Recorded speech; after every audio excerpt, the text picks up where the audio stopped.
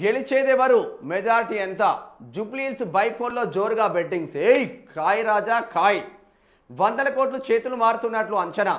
అధికార కాంగ్రెస్ బీఆర్ఎస్ పైనే పందెం కాంగ్రెస్ గెలుస్తదంటూ ఎక్కువగా బెట్టింగ్ వేస్తున్న పందెం రాయల్లో కాంగ్రెస్ గెలుస్తదని ఎస్ జూబ్లీహిల్స్ బై ఎలక్షన్స్ ఫలితాలపై జోరుగా బెట్టింగ్స్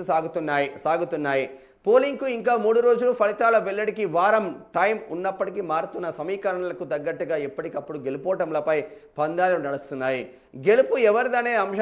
అంశంతో పాటు మెజారిటీ ఎంత అనే దాని చుట్టూ కోట్లాది రూపాయల ఆర్థిక లావాదేవీలు జరుగుతున్నాయి రాష్ట్రంలోని వివిధ ప్రాంతాల నుంచి వచ్చే ప్రాంతాల నుంచి కాకుండా పొరుగున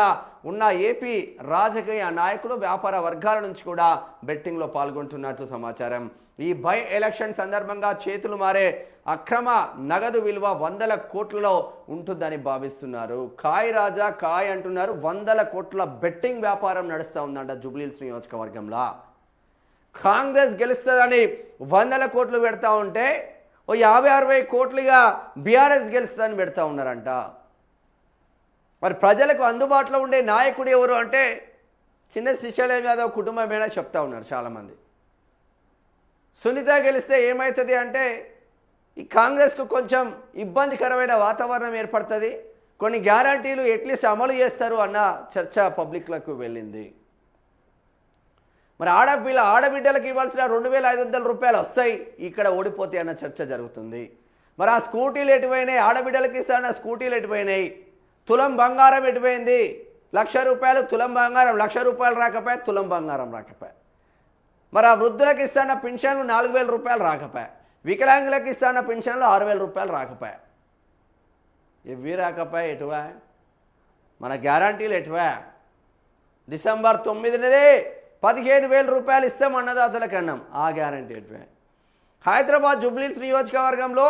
ఎస్పెషల్లీ ఆటో డ్రైవర్స్ ఆటోల మీద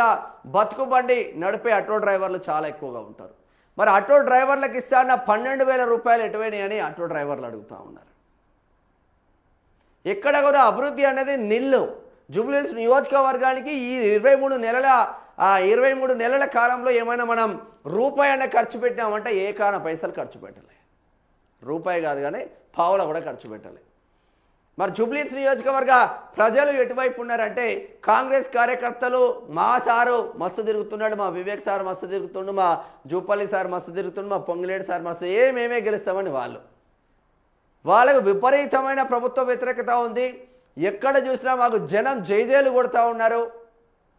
కాంగ్రెస్ లీడర్లనే నిలదీస్తూ ఉన్నారు ప్రజలు అంటే ఎంతగా వ్యతిరేకత ఉందో మేము మంచి మెజార్టీతో గెలుస్తామని మేము ఎవరు గెలిచినా 5,000 10,000 మెజార్టీ దాటని పరిస్థితి మాత్రం ఉంది ఇక బీజేపీ బండి సంజయ్ వచ్చిన తర్వాత ఊపొచ్చినా కూడా గ్రౌండ్లో డిఫరెంట్గా ఉంది కాన్సెప్ట్ మరి సైలెంట్ వేవ్లో భారతీయ జనతా పార్టీ గెలుస్తుందా కరీంనగర్లో గ్రాడ్యుయేట్ ఎమ్మెల్సీ టీచర్ ఎమ్మెల్సీ గెలుస్తుందని ఎవడో ఊహించలే మరి సడన్గా ఇద్దరు గెలిచిపోయిన పరిస్థితి ఇక్కడ కూడా అదేమన్నా జరుగుతుందా సైలెంట్ వేవ్ నడుస్తుందా లేదంటే బీజేపీకి సంబంధించిన ఓట్ బ్యాంక్ మొత్తం బీఆర్ఎస్కు ట్రాన్స్ఫర్ అయి మాగంటి సునీతను నిలబెడతారా వీళ్ళిద్దరికి చెక్ పెట్టి కాంగ్రెస్ పార్టీ అధికారంలోకి వస్తుందా ఈరోజు రేపు మాత్రమే ప్రచారం